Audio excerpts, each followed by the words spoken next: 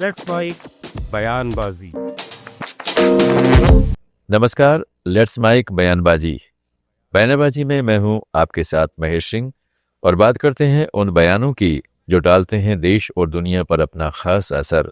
आइए सबसे पहले बात करते हैं भाजपा से। भाजपा के नवनियुक्त राष्ट्रीय कार्यकारी अध्यक्ष नितिन नबीन ने कहा है कि 20 साल पहले पार्टी ने उन्हें राजनीति में पहला मौका दिया था और आज वह पार्टी कार्यकर्ताओं के साथ सीखते हुए इस मुकाम पर पहुंचे हैं। नितिन नबीन ने कहा है कि आज भाजपा गरीबों की पार्टी बन चुकी है और पीएम मोदी ने अंत्योदय यानी अंतिम व्यक्ति तक विकास पहुंचाने का काम किया है। पार्टी ने मुझे मौका दिया, पार्टी ने आशीर्वाद दिया कि मैं कार्यकर्ताओं के साथ काम को सीखते हुए हम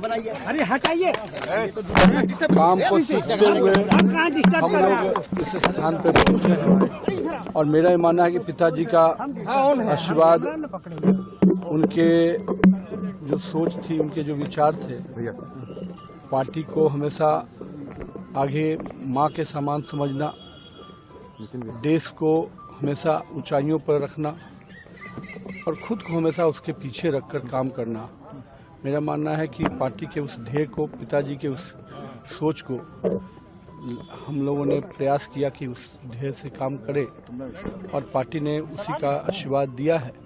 और मैं तो यही कहूँगा कि आज के दिन अपने पिता को नमन करता हूँ और उनका आशीर्वाद जो मिला है उसके को और उनका जो सम्मान रहा है उसको और बढ़ाने का प्रयास करूंगा। पार्टी को राष्ट्रीय स्तर पे आगे ले जाने को लेकर कुछ आपने रणनीति तैयार की? बड़ी जिम्मेदारी अभी देखिए, अभी तो कई चीजें हैं, मैं तो सब पे विषय पे बताऊंगा, लेकिन ये स्पष्ट है कि नरेंद्र मोदी के नेतृत्व में देश में आज एक एक गांव में, एक एक कस्बे में विकास भी पहुंचा, भाजपा का भी विस्तार हुआ और आम जनमानस, जिस पर पार्टी को लोग कहते थे कि इसकी पार्टी है, आज गरीबों की पार्टी बनकर भाजपा खड़ी हुई।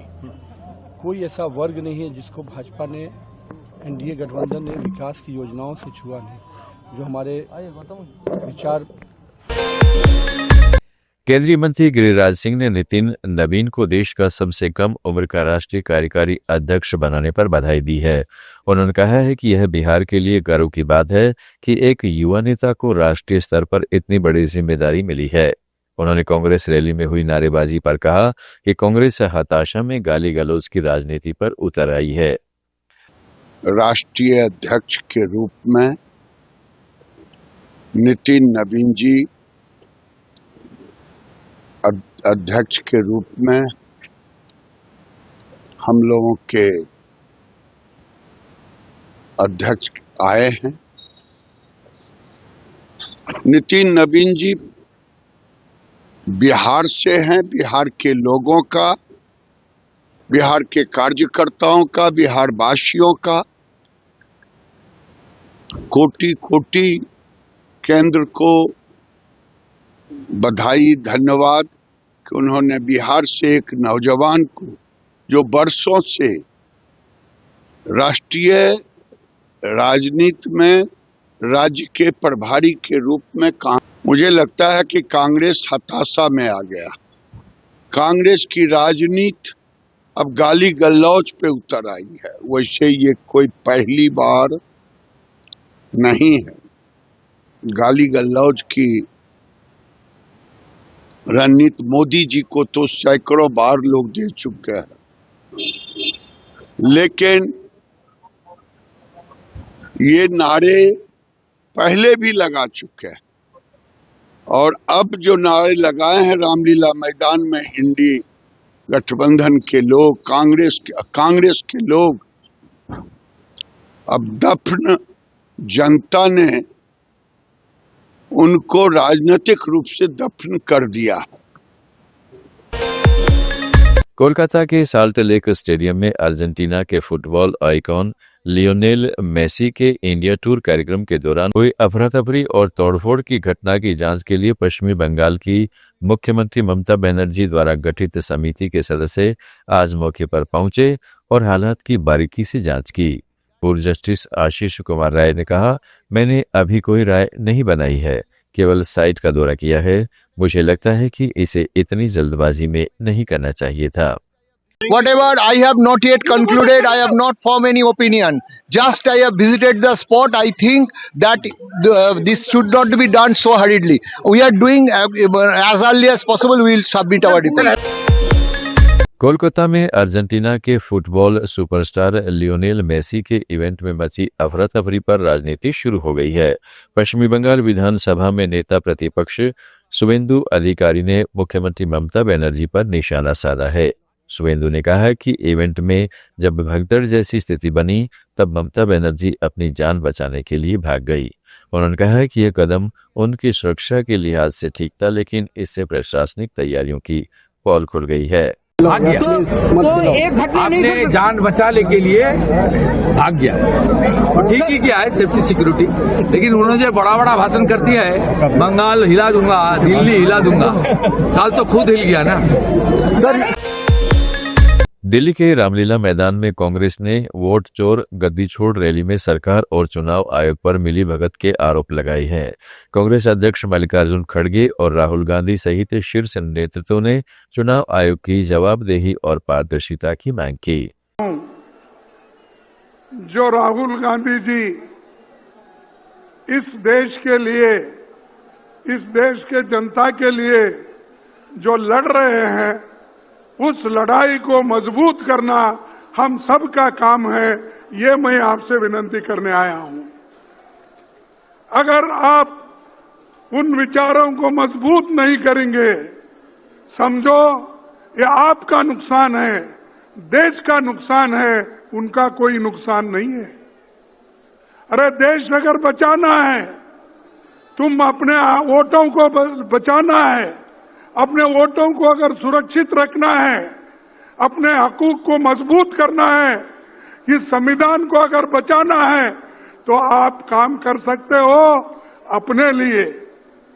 हमारे काम को, हमारे विचारों को आगे ले जाने का काम राहुल गांधी जी कर रहे हैं, सोनिया गांधी जी कर रहे हैं, आज प्रियंका जी भी कर रही है। तो ये हमारी जिम्मेदारी बन सकती कि हम। रैली में राहुल गांधी ने केंद्र सरकार और चुनाव आयोग पर आरोप लगाए। उन्होंने कहा है कि चुनाव आयोग भाजपा सरकार के साथ मिलकर काम कर रहा है। उनके पास सत्ता है, वो वोट चोरी करते हैं, देखिए आपके सामने पड़ा है, वो वोट चोरी करते हैं। 10,000 रुपए चुनाव के समय, चुनाव हो रहा है, 10,000 रुपए वो देते हैं। उनके इलेक्शन कमिश्नर हैं, जिनके नाम अभी प्रियंका जी ने लिए, मैं भी ले लेता हूं। है ज्ञानेश कुमार, डॉक्टर सुखबीर सिंह सांधू, डॉक्टर विवेक जोशी। याद रखिए, ज्ञानेश कुमार, सुखबीर सिंह सांधू, विवेक जोशी। भाजपा सांसद संबित पात्रा ने दिल्ली में रामलीला मैदान में हुई कांग्रेस की वोट चोर गद्दी छोड़ रैली को घुसपैठिया बचाओ और रैली करार देते हुए कहा है कि राहुल गांधी, प्रियंका गांधी और कांग्रेस पार्टी ने चुनाव आयुक्तों व चुनाव आयोग के खिलाफ जहर उगला है। पात्रा ने कहा कि यह पहली बार नहीं है, लेकिन नाम लेकर धमकाना भारत की चुनाव प्रणाली का अपमान है। आज रामलीला मैदान में जिस प्रकार से राहुल गांधी, प्रियंका वाड्रा और कांग्रेस पार्टी ने घुसपैठिया बचाओ रैली करके जिस प्रकार से इलेक्शन कमिश्नर और इलेक्शन कमीशन, जो कि एक क्वासी जुडिशियल बॉडी है, संवैधानिक संस्था है, उसके खिलाफ जहर उगला है, ये पहली बार नहीं है कि कांग्रेस पार्टी ने इस प्रकार की कवायद की है। मगर उनके भाषा के स्तर को देखिए। राहुल गांधी जी का कहना, प्रियंका वाड्रा जी का कहना कि किसी भी कीमत पर इलेक्शन कमिश्नर्स को छोड़ा नहीं जाएगा, नाम लेकर उनको धमकाना, पूरे अंतर्राष्ट्रीय जगत में कहीं न कहीं भारतवर्ष के इलेक्शन प्रणाली को अपमानित और बदनाम करने की चेष्टा करना, यह दिखाता है कि राहुल गांधी जी बार बार झूठ बोल करके उन्हें लगता है कि वो शायद सच बन जाएगा बार बार कहने से।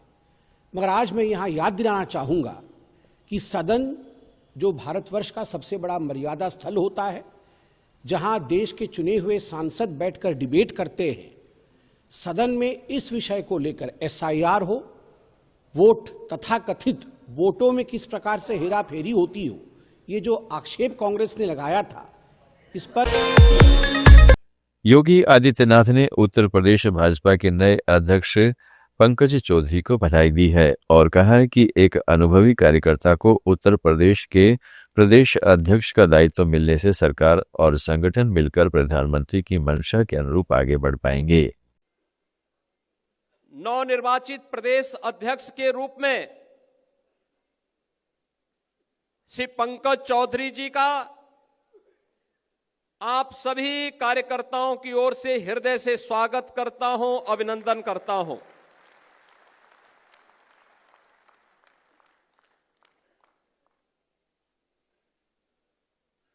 मैं इस अवसर पर इस पूरी चुनाव की प्रक्रिया को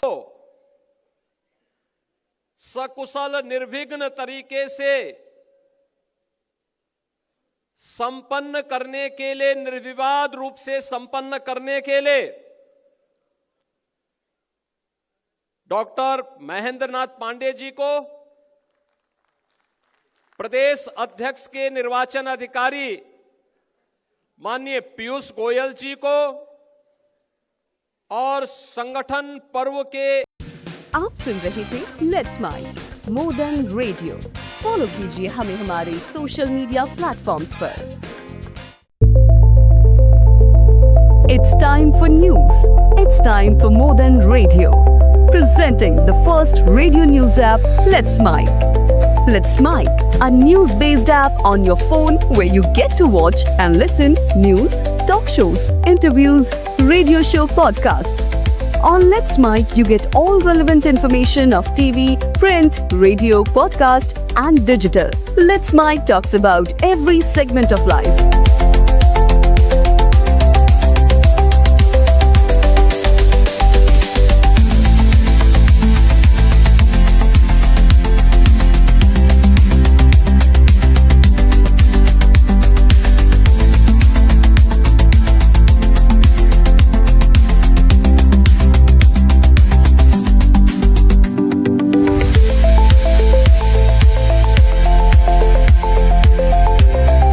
Download the app now from Play Store. Available both on Android and iOS mobile phones. Follow us on YouTube, Instagram, Twitter, LinkedIn, Facebook, Telegram, WhatsApp, Snapchat. Let's talk, let's connect, and let's mic. It's time for news. It's time for More Than Radio. Presenting the first radio news app, Let's Mic. Let's Mic, a news-based app on your phone where you get to watch and listen news, talk shows, interviews, radio show podcasts. On Let's Mic, you get all relevant information of TV, print, radio, podcast, and digital. Let's Mic talks about every segment of life.